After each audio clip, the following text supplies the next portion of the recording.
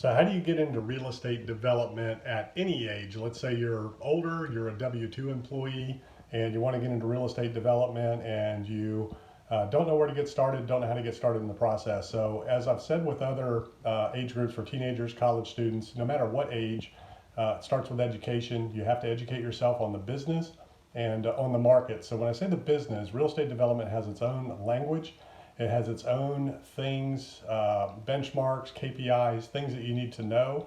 The process of real estate development in terms of zoning, rules, regulations, things like that. When you're looking at a property, it has setbacks, lot coverage, green space, floor area ratios, height restrictions. So every city, county, state is different when it comes to real estate development and zoning laws and rules and regulations and limitations. So you want to make sure that you, first and foremost, the area that you're looking in, you understand the climate and the zoning requirements. And when I say development climate, what I mean is the appetite for development. Is the community pro-development? Are they for it? Are they against it? What does the process look like? How long does it take? What is the regulatory environment around it? How much does it cost? You know, what are the other requirements involved with getting a property approved for development? And, you know, what's that process look like? What does the pipeline look like? And how pro-development is the community. So you want to learn all those things first. Learn all about zoning, all about the different zoning rules, regulations, capacities, things like that. Every city, county has a website that you can go look at zoning codes, and then you look at the uses within those zoning districts and zoning codes. A lot of places have master plans for development of their communities. So what you want to do has to fit within the master plan and the development plan for the community. So you want to look those things up and understand what that is and look at the use matrix. So when you look at the zoning districts, you can understand what the uses are that are allowed in those districts. And then if you need a conditional use permit or a special use permit to do something that's not allowed by right, meaning, you know, just by right, certain things are allowed. But if you want to get more density or do a different use, then you might need a conditional use permit or a special use permit or go through a rezoning. So you want to understand what those processes are all about and what they look like. You also need to understand utilities. You know, what are the requirements of utilities in the area? What are the costs? What are the tap fees, impact fees, connection fees, you know, permits, things like that. What do you need to do for utilities? Power, water, cable, sewer, gas, you know, things like that.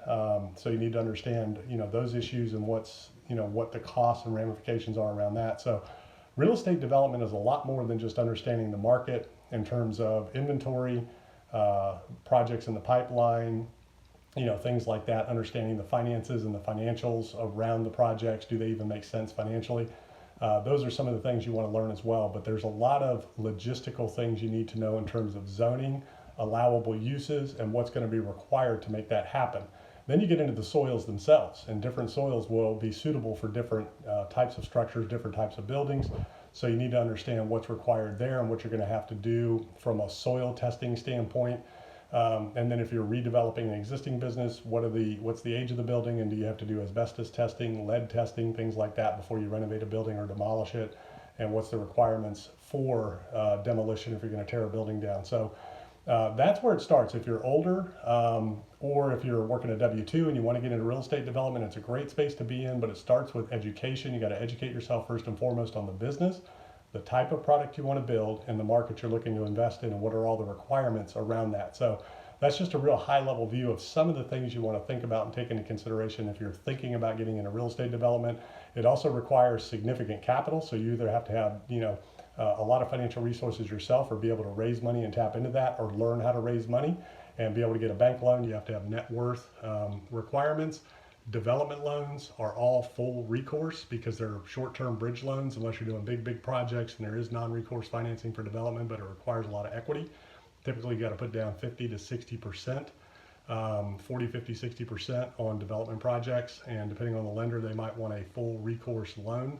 But there is some agency debt you can get on multifamily development that is non-recourse, especially with HUD. They have some great programs. So you need to understand the financing around it, the financials, how to raise capital, and what it takes to structure these deals, put them together, how to write the contracts, contract law, things like that. So there's quite a bit of stuff to understand and know about development, but it's all about education, and you just want to take it one step at a time. Start with searching zoning districts, the allowable uses, the utility requirements, then start studying financing, bank requirements, lending requirements, equity requirements, things like that. And then start doing your market research. What is the highest and best use? What are the niches that need to be filled? What's missing in the market? What's the highest and best use of a piece of land, a building? What's going on around it? Those types of things. Where is the path of progress? Because that's where you want to be. So that's just a real quick high level overview of the real estate development process for anybody at any age.